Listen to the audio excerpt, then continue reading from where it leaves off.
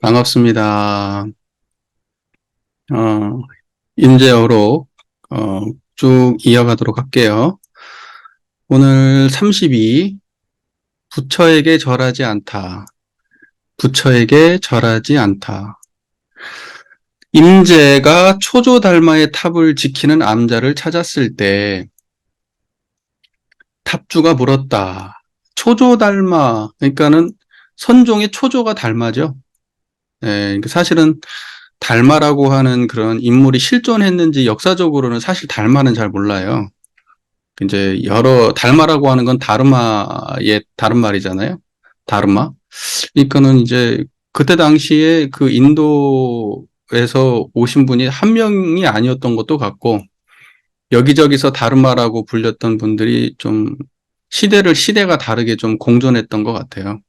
이제 육조 해능대사 이후에 아마 그 만들어진 계보로 아마 그 달마가 존재하지 않는가, 실제는. 이제 아마 이제 그렇게 보고 있는 것 같아요. 그 뭐가 사실인지 뭐 어떻게 알겠어요. 그거 뭐, 이런저런 썰이 있는 거죠, 그냥. 예. 어쨌든, 실제적인 어떤, 지금 우리가 생각하는 선종의 이제 실제적인 모습은 육조 해능부터 시작이라고 이제 보통 학계에서는 보는 것 같아요. 뭐 그런 게 중요한 건 아니겠지만, 여하튼, 임자가 초조달마의 탑을 지키는 남자를 찾았을 때 탑주가 물었답니다. 그러니까는 그 초조 달마의 탑이 있고 그 탑을 지키는 암자가 옆에 있는 거예요. 네, 그런 게 좀 불가에서는 전통적으로 있나 봐요. 그런 약간 그 위대한 그 스님들의 탑은 이렇게 한쪽에서 지키는 거죠. 그리고 이제 탑주라는 거는 이제 거기 주지 스님 같은 분인 것 같아요. 그래서 탑주가 물은 거예요. 장로께서는 부처님께 먼저 절합니까? 조사에게 먼저 절합니까? 에, 그 장로께서는 부처님께 먼저 절합니까? 조사에게 먼저 절합니까? 이때 장로는 누구냐? 임재를 두고 하는 말이죠. 임재에게 물은 거예요. 부처에게 먼저 절하냐? 조사에게 먼저 절하냐? 임재가 말했다. 부처에게든 조사에게든 절하지 않습니다. 그러니까는 이게 참, 우리가 일반 상식적으로는 모르겠습니다. 부처가 먼저 있었으니까 부처에게 먼저 절해야 되는 거 아닌가? 이제 이런 생각도 있죠. 저희가 뭐 총부에 가면은 성탑이 있고, 성탑에 가면은 이제 대종사님 그 성탑을 먼저 참배하고 정산종사, 대산종사 이렇게 순으로 참배를 보통 우리가 하잖아요. 근데 어, 먼저 절하지 않는다는 거예요. 부처든 조사든. 근데 우리가 어디에 먼저 참배하죠? 원불교는 총부에 가면 사람들이 이제 성탑부터 가는데 원래는 법신불전에 먼저 가야 되는 겁니다. 그래서 대각전에 가서 참배를 먼저 하는 것이 그것이 도리에 맞죠. 대종사님께서 모시는 우리의 원불교의 신앙의 대상은 법신불 이론상이니까. 그러니까는 깨달은 자리가 어디냐에 따라 다른 거예요. 그러니까 임재가 깨달은 자리가 어디에 있습니까?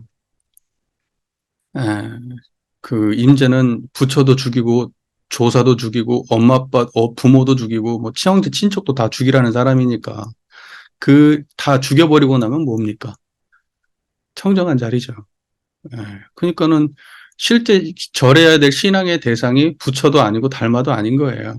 그분들은 신앙의 대상이 아니잖아요. 우리 입장에서 보면. 그렇죠?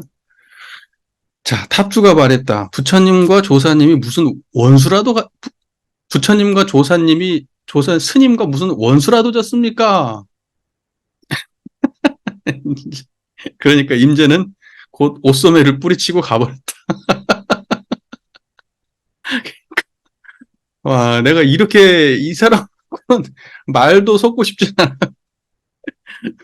중국에 여러분 영화 보면 막 사람들이 다투다가 한 사람이 팍 갈 때 소매를 이렇게 탁 털고 가는 거 중국 영화 보면 그런 장면 꽤 많이 나와요. 소매를 이렇게 막 탁 털면서 그렇게 하는 장면 많이 나오고 또 누군가가 예의를 갖출 자리면 소매를 이렇게 끄집어 내려가지고 소매를 이렇게 딱 잡아가지고 이렇게 옷을 이렇게 하고 그런 장면들 못 보셨어요, 혹시? 저는 이제 이런 이야기 들으면은 그 중국 영화 봤던 게 생각이 나요. 막 뭐라고 뭐라고 얘기하면서 소매를, 그 사람들 특징이 막 이렇게 소매를 털고 가고 막 그러잖아요. 약간 그런 느낌인 거예요. 말도 않고 그냥 소매 털고 그냥 가버렸어요. 자, 이제 부처에게 왜 스님은 부처나 조사 누구에게 먼저 절합니까? 임재는 절하지 않는다. 왜? 부처도 조사도 내 깨달음을 지금 이 경지를 방해하는 하나의 장애물이기 때문에. 그러니까 성스러움을 구하면 안 된다는 거예요. 부처에게 절하는 이유는 뭐예요? 어떤 성스러움의 상 아닙니까? 깨달음이라고 하는 어떠한 특정한 어떤 마음속에 어떤 무엇 아니에요? 거기다 대고 왜 절을 하냐. 이제 이게 조사들의 그 깨달은 그 선종의 기본적 입장이에요. 이제 그런 이야기들은 계속 나와요. 뒤쪽에도. 네. 자, 뭐 이제 이러한 이야기는 너무 간단하죠. 네, 너무 간단하죠. 여러분들은 대종사님한테 절 안 할 거예요?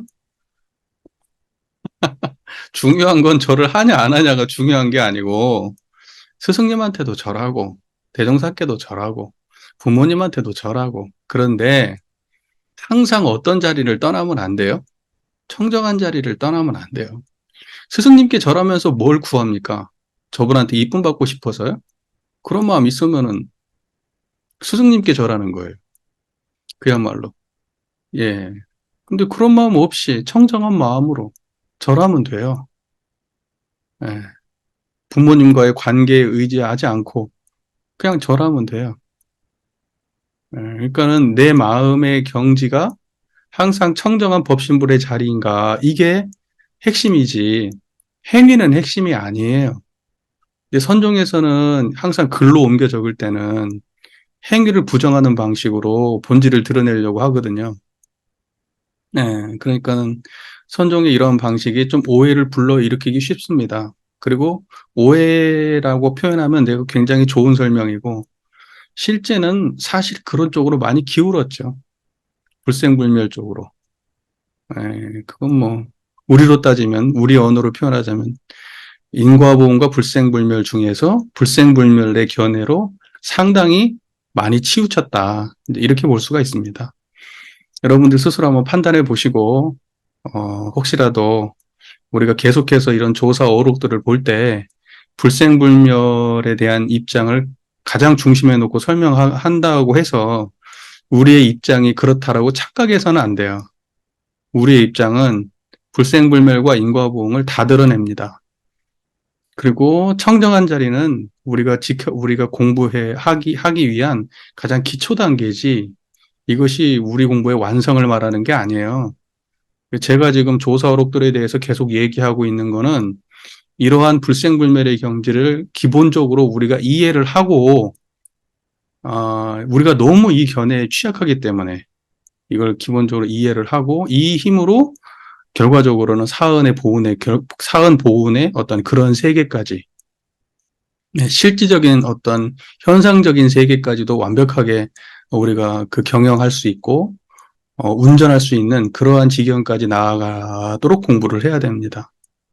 무슨 말인지 이해가 잘 되시죠? 오해하지 마세요. 온불교는 양변을 원만하게 드러냈지 한쪽 중심으로 설명하진 않습니다. 여기는 철저하게 드러난 현상을 배척합니다.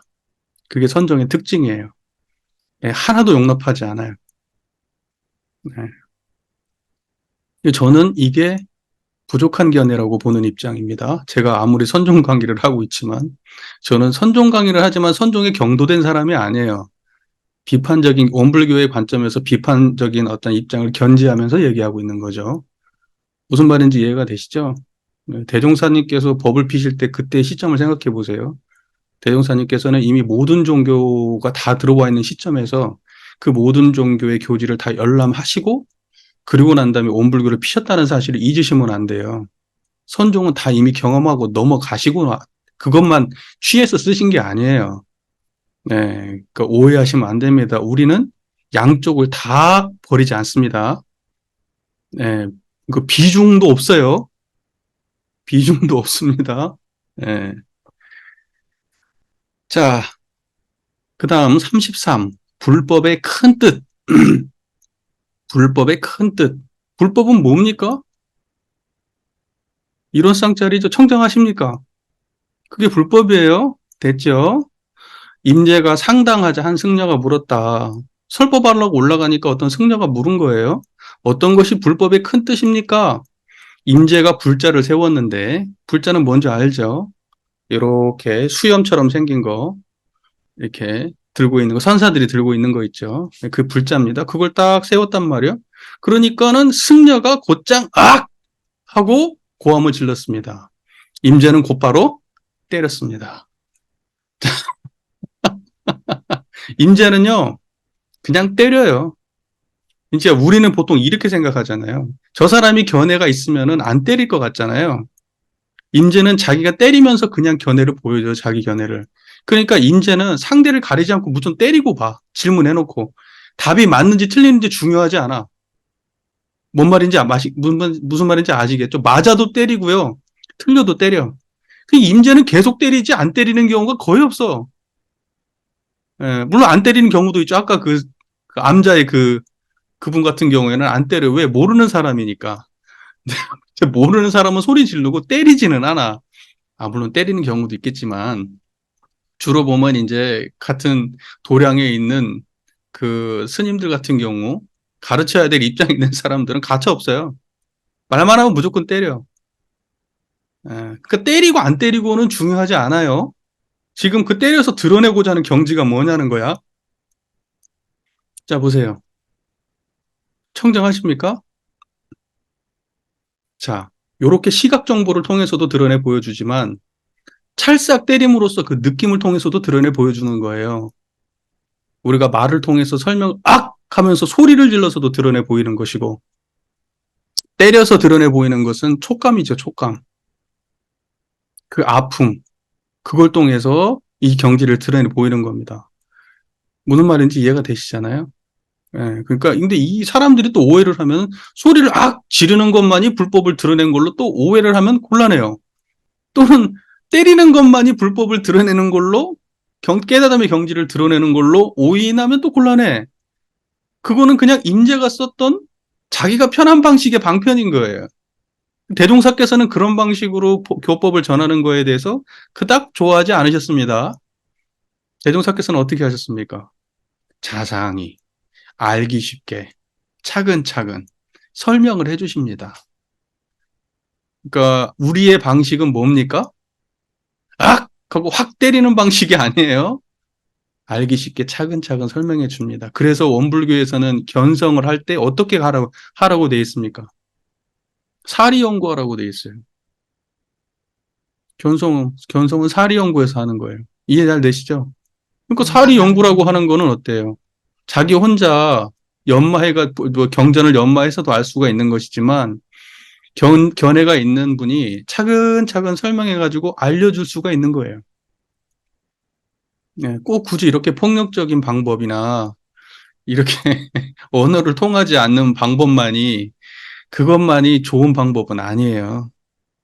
예, 이런 방식으로 하기 때문에 많은 사람들이 공부에 접근하기가 어렵고 선불교가 난해하다고 이야기하는 거예요. 근데 저는 그런 생각이 들어요.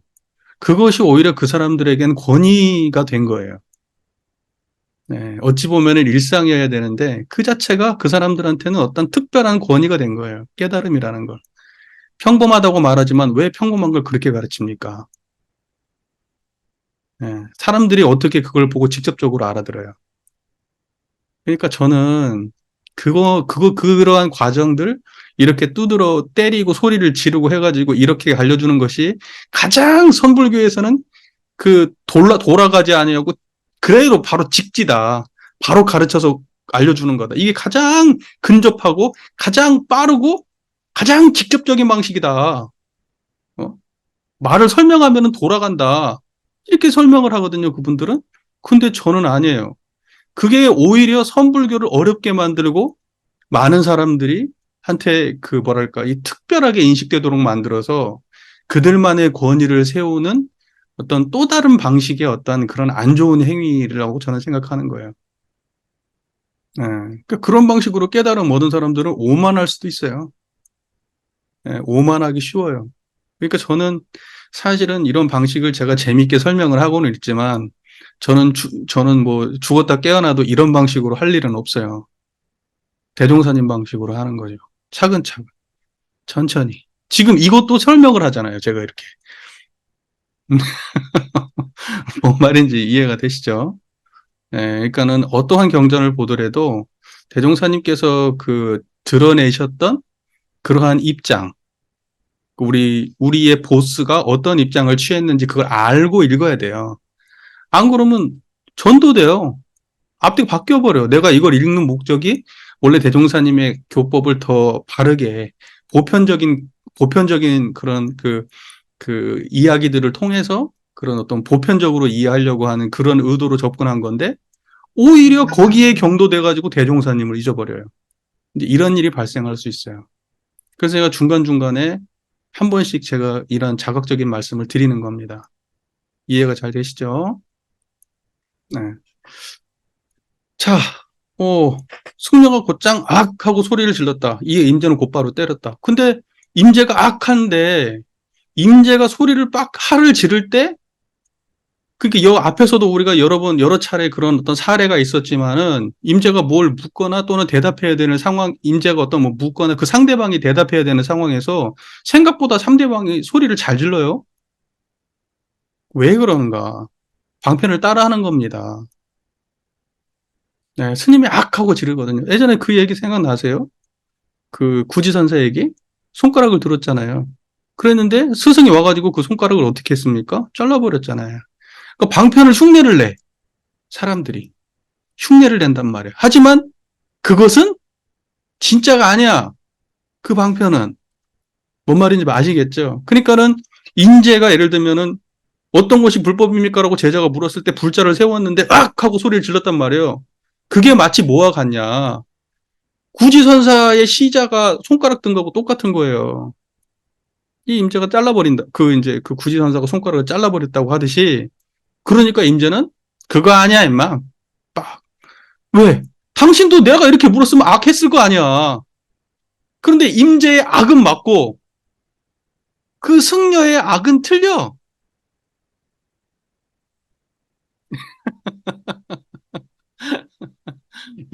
이해가 되세요? 예, 그, 잘 기억하셔야 돼요.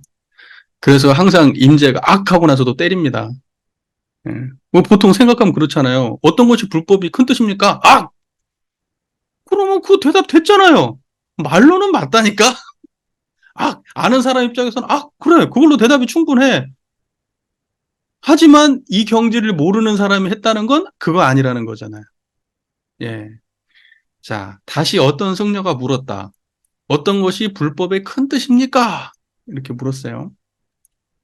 다시 다른 승려가 물은 거예요. 임재는 역시 불자를 세웠다. 임재가 불자를 앞에도 똑같이 했고 뒤에도 지금 똑같이 한 거예요. 불자를 똑같이 세운 거예요. 그러자 그 승려가 또 악하고 고함 질렀어요. 똑같죠, 여기까지. 앞에 스님이나 뒤에 스님이나 하는 짓이 똑같죠, 지금. 질문에 대해서 똑같이 대답한 거예요. 그랬는데 임재도 역시 악하고 고함을 질렀어요, 이번에는. 그랬는데 이 사람이 여기 이렇게 넣었죠. 그 승려는 머뭇거렸다. 이에 임재가 곧바로 때렸다. 예. 자, 이런 게 중요한 거예요. 머뭇거렸다. 그 머뭇거렸다는 게 무슨 말이에요? 자기가 악 질러놓고도 그걸 확신이 있었어요, 없었어요? 확신이 없어. 흉내낸 거야. 눈빛이 흔들리거든요. 식은땀이 나거든. 다음에 뭐가 나올지 몰라요. 이해가 잘 되세요? 예, 그러니까 이런 악하고 불자를 드는 과정에서 어떤 의미가 있습니까? 불법을 전해줬어요? 어떤? 내용이 있어요? 전해준 내용이? 없어요. 불자를 들었을 때 그냥 청정한 이 자리를 보여준 거예요. 내 경지가 이래. 이게 불법이야. 구지선사가 손가락 든 것처럼. 내 경지가 이래. 악! 내 경지가 이래.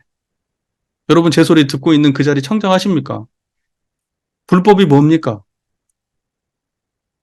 청정하십니까? 그거예요. 이 소리 들리죠? 그거라고. 예. 불법의 큰 뜻은 뭡니까? 아!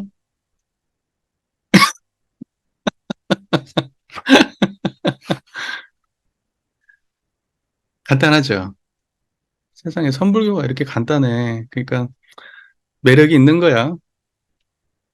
이것만 해가지고 아우 나는 선불교 고수다 하고 선불교 안에서 뻐기고 그러면 얼마나 좋겠어요. 여러분도 지금 선불교 공부했으면 다 지금 어디 가가지고 뻐기고 있을 거야. 나 좀 안다고. 별거 없어요. 선불교는 진짜. 예. 34 때릴 수 있는 자. 34 때릴 수 있는 자. 때릴 수 있는 자는 어떤 자가 때릴 수 있어요? 청정한 자리면 청정하고 불법을 분명히 아는 자만 때릴 수 있는 거예요. 임자가 상당하여 말하였다. 나는 20년 전 황벽스님 문화에서 불법에 분명하고 큰 뜻을 3번 물었다가 3번 다 얻어맞았지만, 그러니까 20년 전에 3번 얻어맞았네. 이제 그 이후에 황벽스님 모시고 또 몇 년 살죠. 그러고 난 다음에 이제 또 저기 이제 회상을 열잖아요. 마치 쑥대로 터는 것 같았다. 지금 다시 한번 얻어맞고 싶은데 누가 나를 위하여 때릴 수 있겠느냐. 자, 황벽 스님한테 20년 전에 얻어맞았던 것을 어떻게 표현, 3번 물어서 3번 다 얻어맞았는데, 그때의 그 느낌이 마치 쑥대로 터는 것 같았다. 쑥대가 뭡니까? 쑥. 여러분, 쑥 있죠? 쑥. 쑥. 우리 있잖아요. 저기, 노제에서 자라는 쑥. 그러니까 쑥대밭이 됐다. 이 말이 무슨 말이에요? 쑥대밭이 됐다. 그 쑥대가 엄청나게 많이 자라가지고 거의 엉망진창이 됐다. 이게 쑥대밭이 됐다는 거예요. 그러니까 그것은 어떤 이 좋은 표현이 아니고 굉장히 혼란스럽고 아주 그냥 어지러져 있고 헝클어져 있는 그런 상태를 쑥대밭이라고 말하잖아요. 그 다음에 이제 쑥대머리라는 말 알아요? 쑥대머리? 쑥대머리, 몰라요? 그때 쑥대머리가 무슨 말이에요? 머리가 흥크러져가지고, 쑥대가 자라가지고 흥크러진 것처럼 머리가 막 헝클어졌다는 뜻이에요. 이게 쑥대머리예요. 음. 그러니까 이 쑥대로 터는 것 같았다 이 말이 어떤 말이냐면은 그 쑥에 대 있잖아요 줄기. 그 쑥대 줄기를 가지고 제가 고민을 많이 해봤는데 이 뜻은 이거 같아요. 쑥대로 터는 것 같았다는 말은 우리가 생각하는 그 쑥대밭이 되었다 뭐 이런 뜻이 아니고 쑥대로 터는 거 쑥대가 그게 무거워요 가벼워요? 가볍잖아요. 쑥대로 뭐예요? 내 몸을 툭툭 털어주는 것 같았다 이런 느낌으로 받아들이는 게 좋을 것 같아요. 틀릴 수도 있어. 그러니까 그게 어떤 느낌이에요? 아픈 느낌이에요? 시원한 느낌이에요? 시원한 느낌이라고. 아픈 게 아니야.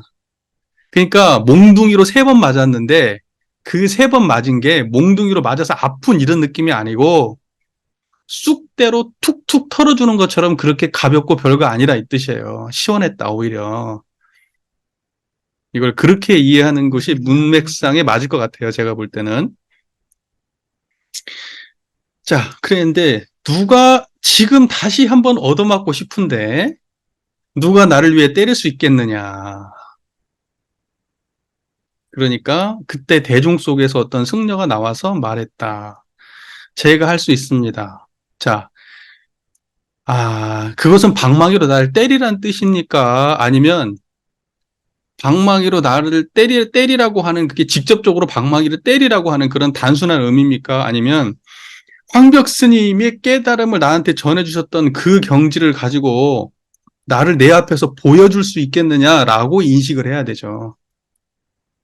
그러니까 근데 이제 아무것도 이해 못하는 대중 속에서 한 스님이 일어나가지고 제가 할 수 있습니다. 이제 배짱 좋게 내가 한번 때려드릴게요. 이제 이렇게 나온 거예요. 이 사람이 때리는 게 때린 거예요? 그게 아니겠지. 그러니까는 인제가 방망이를 집어서 그 승려에게 건네주었다. 네가 한번 때려봐라. 건네주었다. 그 승려가 받으리 하자마자 임제가 그 방망이로 그 스님을 때려버렸어요. 왜 그랬을까? 그 사람이 때리려고 했던 거는 이 자리를 알지도 못하고 드러낼 수도 없는 방망이기 때문에 그런 거예요. 그래서 때릴 수 있는 자는 어떤 자가 때릴 수 있는가? 어떤 자가 때릴 수 있습니까? 청정하십니까? 자, 어떤 자가 말할 수 있습니까? 어떤 자가 들을 수 있습니까? 어떤 자가 욕할 수 있어요? 어떤 자가 설명할 수 있습니까? 어떤 자가 걸어갈 수 있어요? 이렇게 얘기할 때 그것이 행위를 지칭하는 말이 아니에요. 걸어갈 수 있는 자는 어떤 자입니까? 청정함을 이 자리를 아는 사람이 걸어갈 수 있는 거예요. 네. 뭔 말인지 이해가 되시죠? 네. 자, 35 칼날 위의 일. 35 칼날 위의 일. 누군가 물었다. 어떤 것이 칼날 위의 일입니까? 칼날이 뭐예요? 여기서 얘기하는 칼날은 무엇을 베내는 거예요? 자, 내용을 다 볼게요. 큰일 났군, 큰일 났어. 임자가 말했다. 큰일 났군, 큰일 났어. 그 승려가 머뭇거리고 있자 임자가 바로 때렸다. 자, 누군가 물었다. 어떤 것이 칼날 위의 일입니까? 칼날 위의 일이 뭡니까?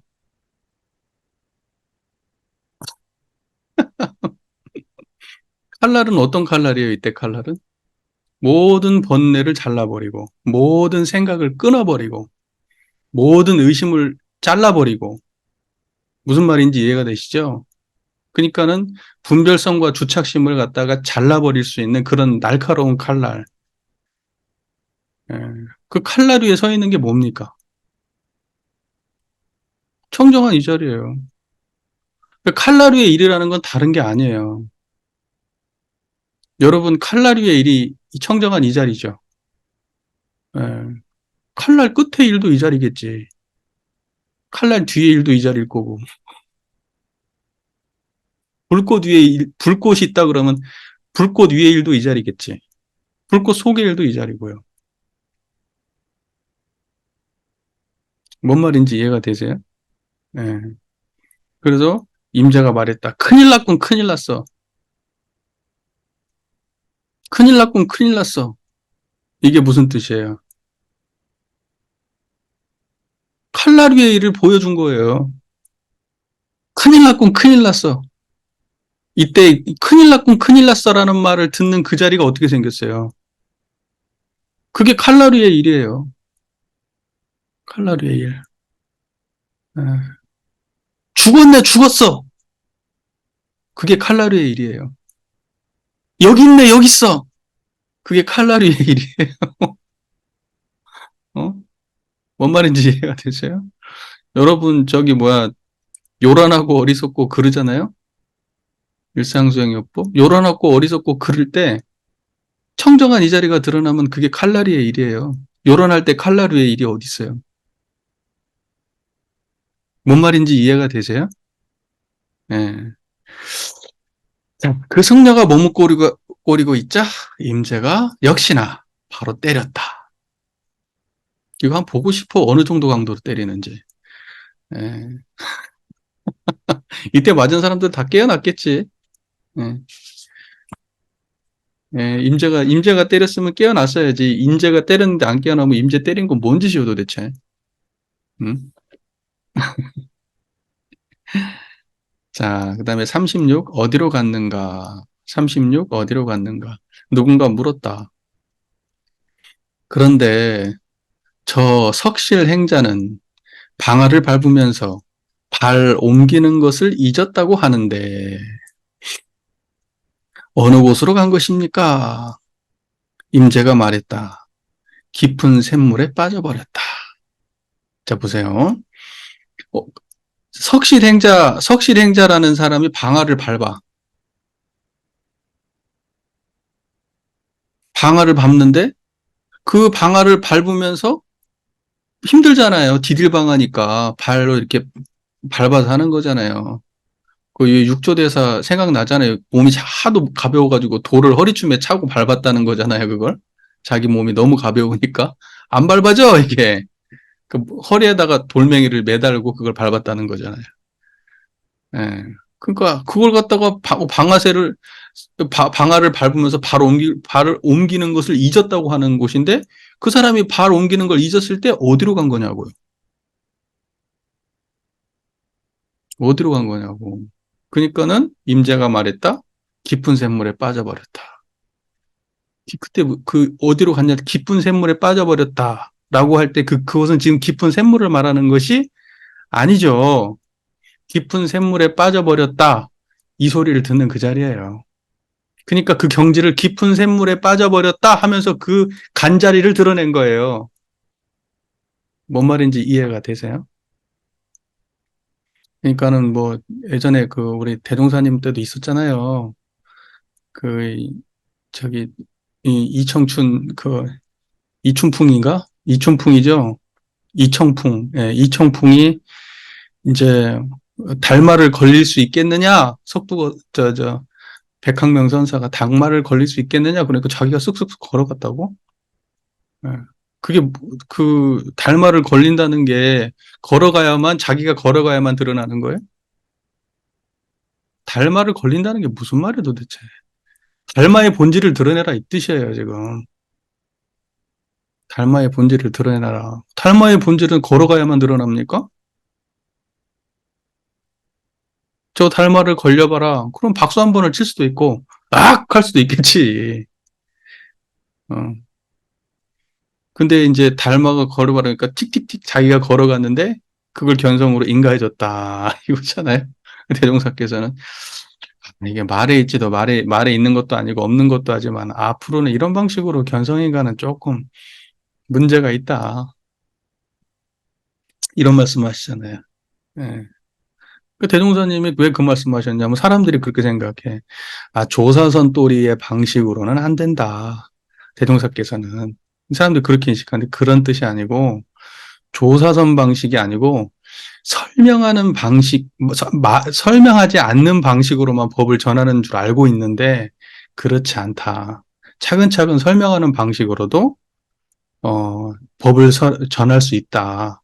견성인가를 할 수 있다. 그렇게 보신 거예요. 그러니까 대종사께서는 그 이후에 견성인가를 내리실 때 사람들한테 그걸 갖다가 설명해 보라고 하세요. 그걸 의리선이라고 하세요. 그러니까 의리선에서 가장 힘들어 했어요, 사람들이. 설명을 못 해가지고. 그러니까 사람들은 그때의 그 성리품에 있는 그 말씀을 마치, 그러한 조사선 또리로는 원불교의 깨달음을 설명할 수 없다. 대종사님은 그런 식의 인가 방식은 좋지 않은 걸로 말씀하셨다. 이제 이렇게 이해를 하거든요. 근데 아니야. 그걸 전적으로 부정한 말씀이 아니야. 말에 있지도 않고 없지도 않으나. 앞으로 그런 방식으로는 이런 뜻이에요. 그걸 잘 이해를 해야 돼. 그러니까 그러니까는 지금 여기에서 드러내고자 하는 본질가 무엇인지, 성리에서 추구하는 바가 뭔지를 이해하면 대종사께서 왜 그런 말씀을 했는지도 오해가 없을 거예요. 뭔 말인지 이해가 되시죠? 예, 그리고 원불교는 대종사님께서는 차근차근히 설명하는 방식을 택하셨습니다. 말 없는 방식이 아니라. 예. 그런데 사람들이 오히려 그걸 잘못 이해하고 말에 있지도 않고 없지도 않다고 하니까 이건 말로 설명할 수 없는 자리야. 이렇게 이해를 했어요. 아니라고요. 아니라고. 잘못 이해한 거라고 그게. 그러면서 성리를 갖다가 이야기하면은 마치 그게 불경스럽고 이야기하면 그냥 틀린 것처럼. 그럼 누가 말을 해? 말하면 그냥 무조건 일단 틀렸는데. 그래서 안 되는 거예요. 그래서. 아무것도 모르는 사람들이 형식에만 붙잡혀가지고 그러고 있으니까. 이해가 잘 되십니까?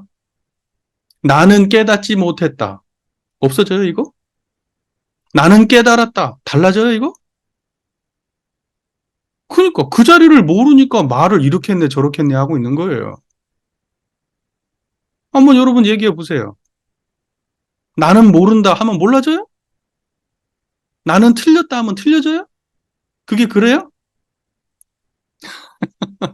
말로는 설명할 수 없다. 그러면 이게 진짜로 달라져요? 걱정된다니까, 진짜. 걱정돼. 법문 하나하나가 정말 조목조목이 우리가 얼마나 대종사님의 법문을 오도하고 있는지를 진짜 너무 어이없게 해석을 하고 있는지를. 원불교에서는요, 말에 있지도 말에 있는 것도 아니고 없는 것도 아니지만 말을 할 수도 있고 말을 안 할 수도 있는 겁니다. 예. 그래서 깨달음을 말로 설명할 수 있어야 돼요. 오히려 원불교에서는. 대종사께서는 자상히 알려주라고 되어 있습니다. 자상히. 오해하지 마세요. 자, 그래서 깊은 샘물에 빠져버렸다. 뭔 말인지 아시겠죠? 어디로 갔습니까? 여러분 지금 어디 갔습니까? 어디에요? 지금 어디시냐고요? 그걸 갖다가 다른 말을 해보세요. 나는 어디에도 없다. 해보세요. 나는 어디에나 있다. 해보세요. 달라집니까? 나는 화장실에 있었다. 해보세요. 나는 밥을 먹고 있었다. 해보세요. 달라집니까? 그래요. 그게 본질이라고. 그러니까는 어디로 간 것입니까? 그 경지를 알려준 거야. 깊은 샘물에 빠져버렸다. 같은 얘기잖아요, 지금. 제가 뭘 말하는지 아시겠죠? 깊은 샘물에 빠져버렸다. 이 말이 중요한 게 아니라니까? 깊은 샘물에 빠져버렸다. 이게 아니라 깊은 샘물에서 기어 올라왔다. 그래도 그 자리야. 하늘의 구름을 쪼개고 그 속으로 들어가 버렸다. 그래도 그 자리야. 땅 속으로 들어가서 지옥 중생을 만나서 같이 점심 식사를 하고 하늘로 올라가가지고 손오공을 만나가지고 같이 군두운을 타고 꿈속에 들어가서 한숨 푹 자다가 지금 나와가지고 깨보니 나비가 되어서 날아가고 있더라. 자, 달라졌어요? 지금 그러니까 여기에서 깊은 샘물에 빠져버렸다. 뭔 말인지 아시겠죠? 중요한 건 말하고 아무 관계가 없습니다. 자, 37. 맨 땅 위에 흰소.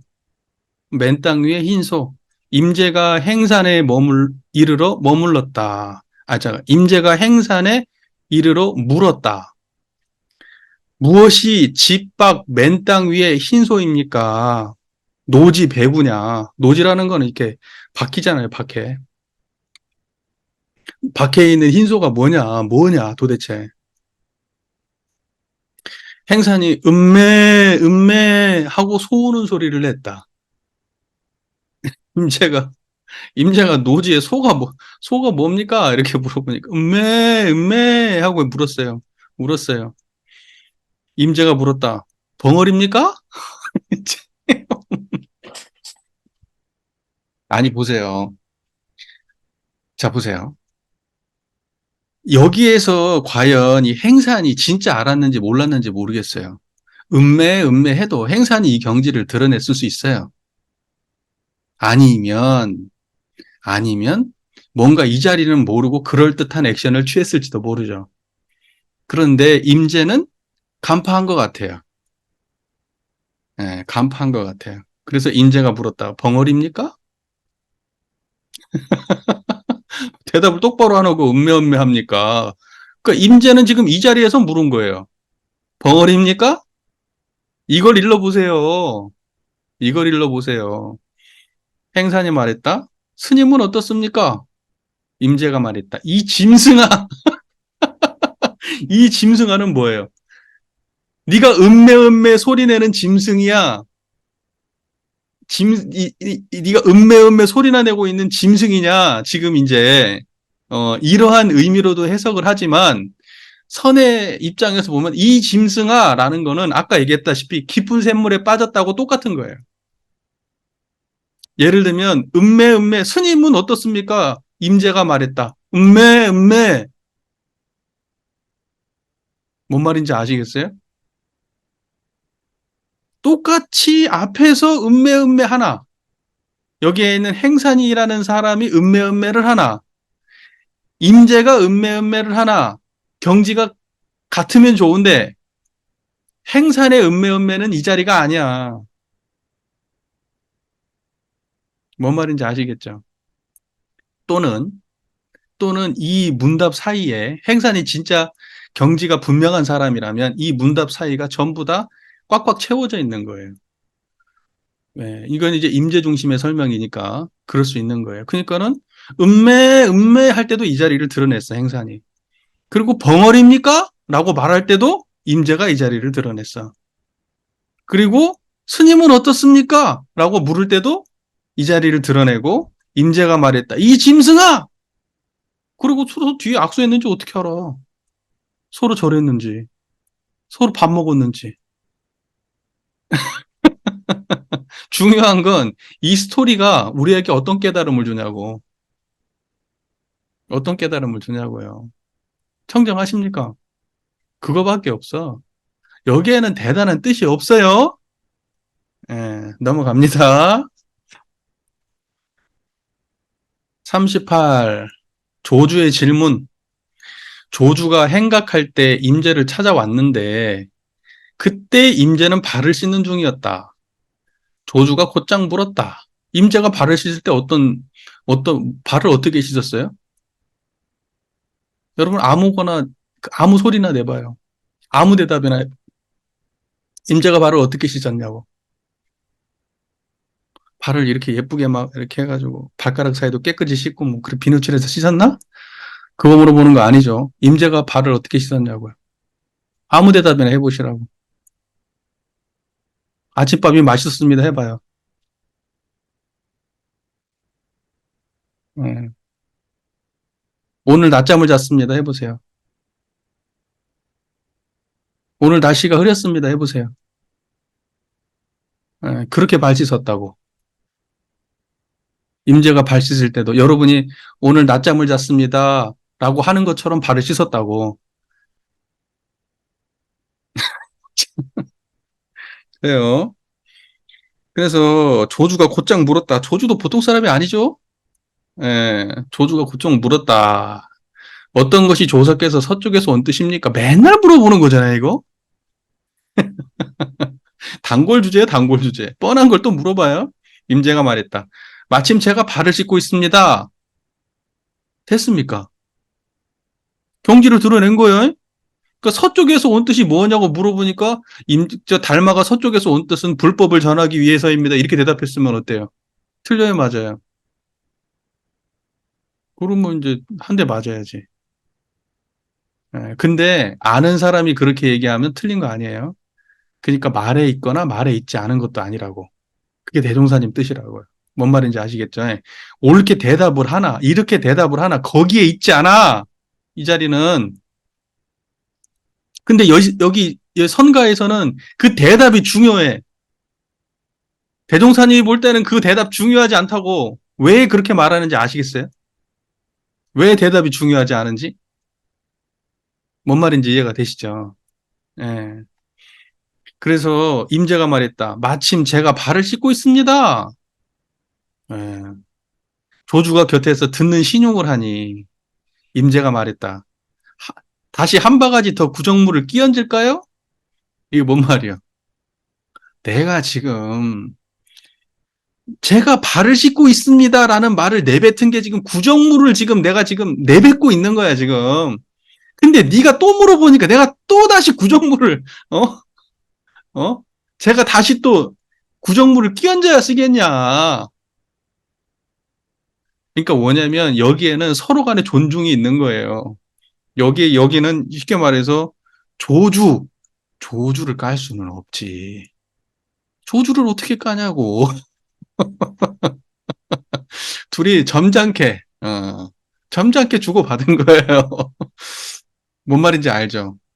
때릴 수 있는 사람이 있고, 때리면 안 되는 사람이 있는 거야. 예. 굉장히 점잖게 주고받은 겁니다. 예, 임재가 이렇게 했다는 거는 예, 쉽지 않은 거예요. 도주는 곧 내려가 버렸다. 서로 견해로 확인하고 간 거죠. 예? 됐죠? 자, 그 다음에 용화의 질문. 용화가 물었다. 어떤 것이 조사께서 서쪽에서 오신 뜻입니까? 환장하겠다. 여하시 조사설에는 아주 그냥 중국에서 여러분한테 물어봐요. 예를 들면 대종사님의 이 땅에 오신 뜻이 뭡니까? 이렇게 물어본다고 칩시다. 여러분 뭐라고 대답하실 테게? 선적으로 대답한다면 이빨 닦고 알려줄게.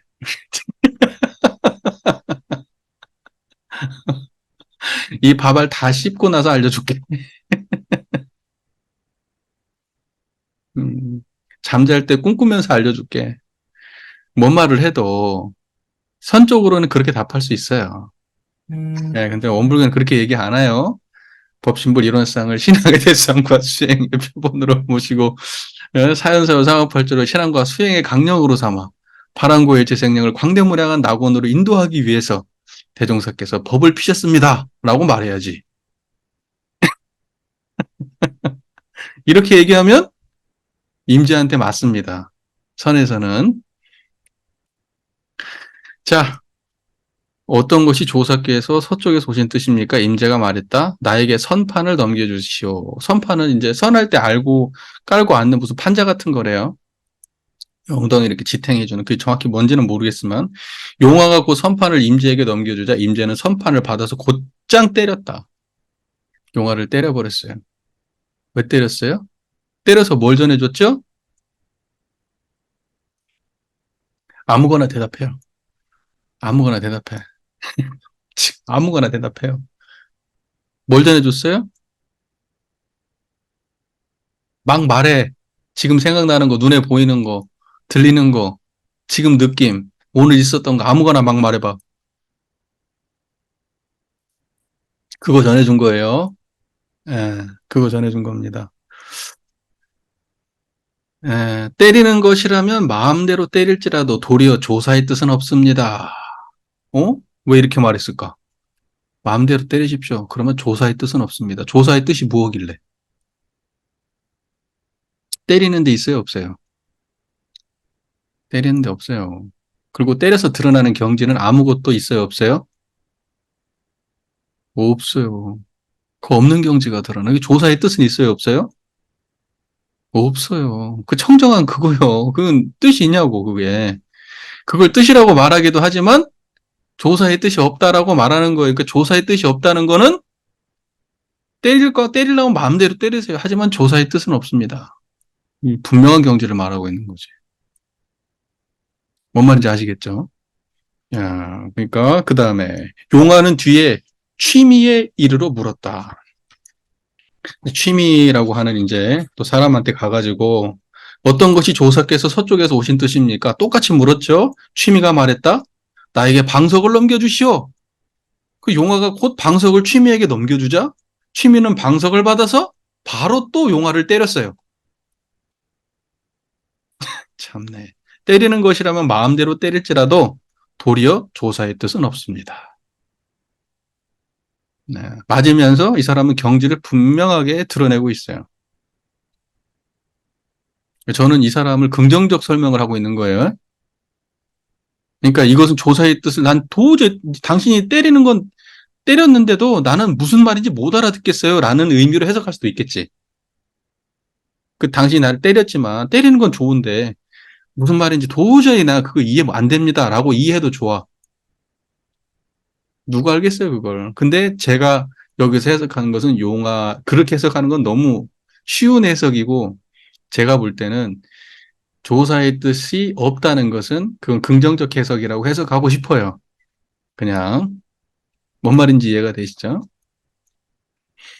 용화가 절의 주지로 있게 된 뒤 어떤 스님이 입실하여 가르침을 청했다. 용화가 절의 주지가 됐네. 근데 어떤 스님이 입실하여 가르침을 청했다. 이게 입실이라고 하는 거는 굉장히 중요한 거예요. 다 독대하는 거거든요. 그래서 입실 제자가 몇 명이었다 이런 말 하잖아요. 그러니까는 독대해가지고 깨달음을 인가받은 사람이 몇 명이었다 이런 뜻이거든요. 그 입실. 그러니까는 이제 입실했어. 그래가지고 가르침을 청했어, 용화. 그러니까 용화를 모르는 사람으로 해석하기는 좀 그렇지 않아요? 방장 스님 돼가지고 사람들을 가르치고 가르침을 받으러 오는 정도 스님이니까 이걸 모른다고 표현하기는 좀 그렇잖아. 자, 스님께서 행각하실 때에 두 분 스님을 찾아뵈신 일이 있는데, 그분들을 긍정하십니까? 그죠? 용화를 갖다가 한 사람은 때렸고, 한 사람은 둘 다 때렸죠. 한 사람은 뭐요? 좌판으로 때렸고, 한 사람은 방석으로 때렸어요. 그 두 사람을 다 긍정하십니까? 두 분들의 깨달음을? 그 용화가 말했다. 긍정하기는 깊이 긍정하지만 도리어 조사의 뜻은 없습니다.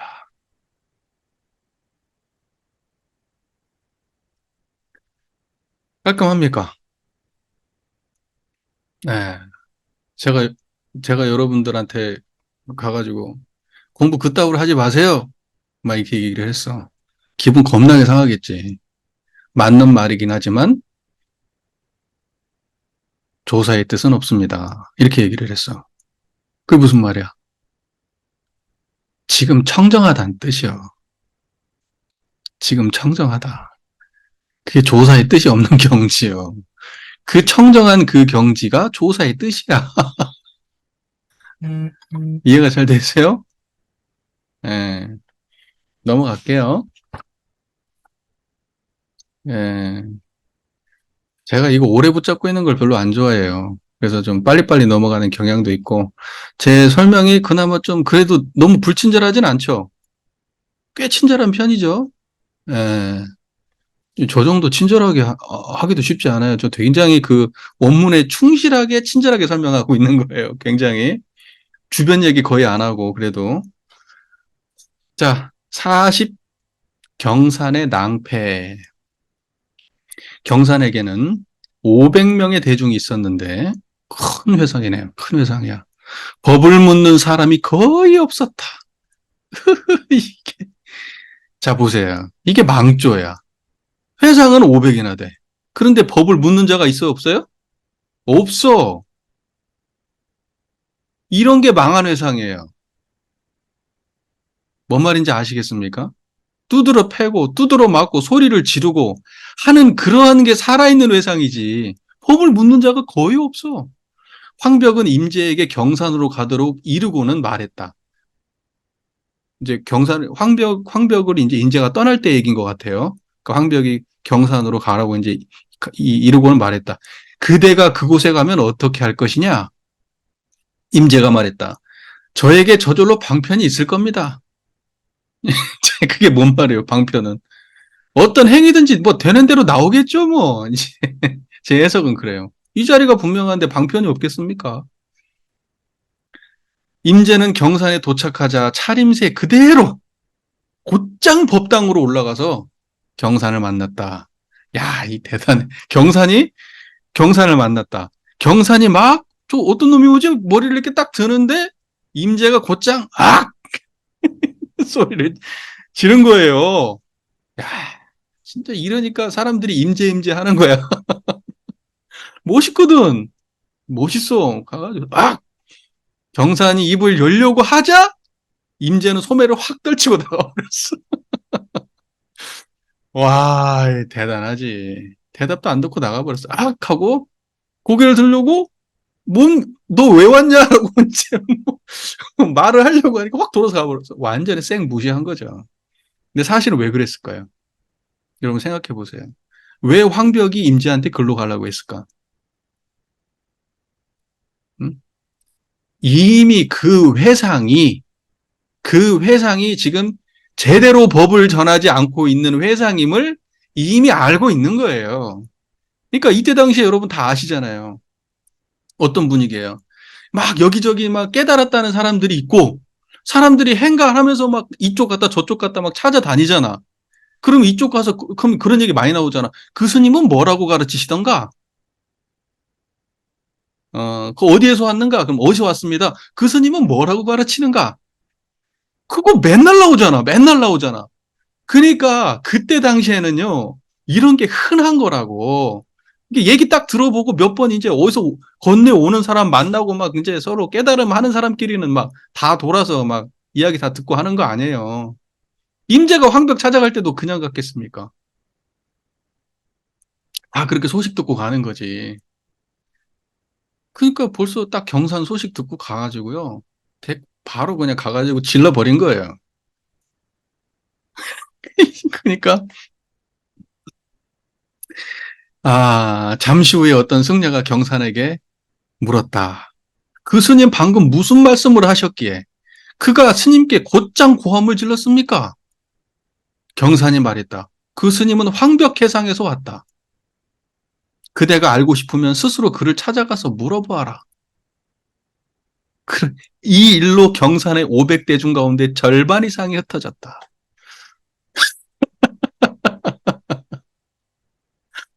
임자가 소리 한 번 지르고 난 다음에 파토가 난 거예요, 회상이. 파토가.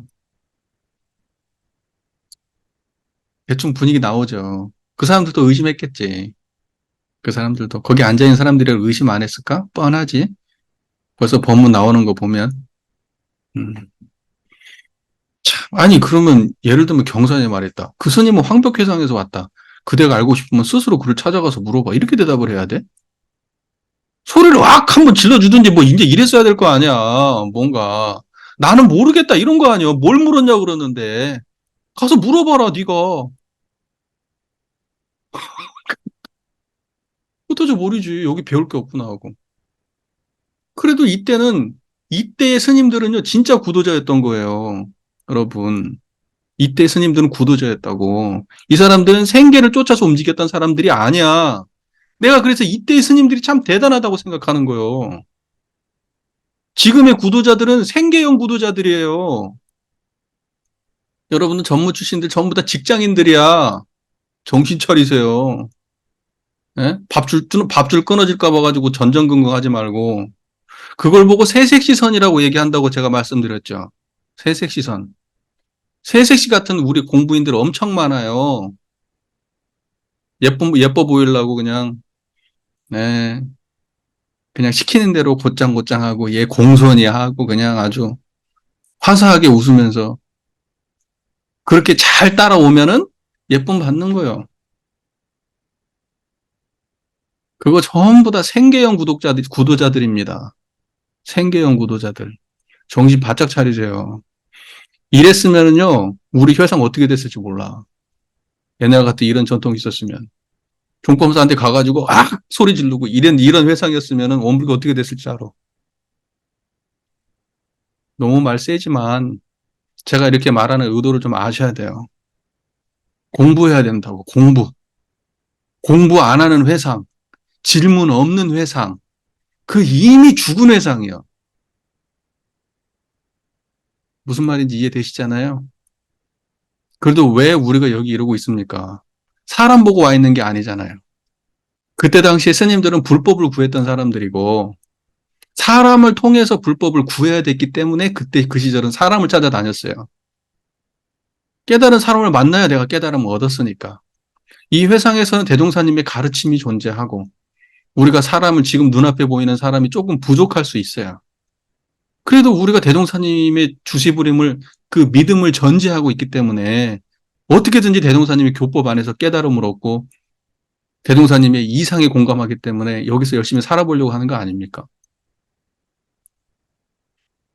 근데 어느 순간 우리는 편한 거 찾고 쉬운 거 찾고 예, 여기서 뭐 어느 자리를 찾고 대우를 바라고 이러고 있는 건 아닌지 고민해 봐야 돼요.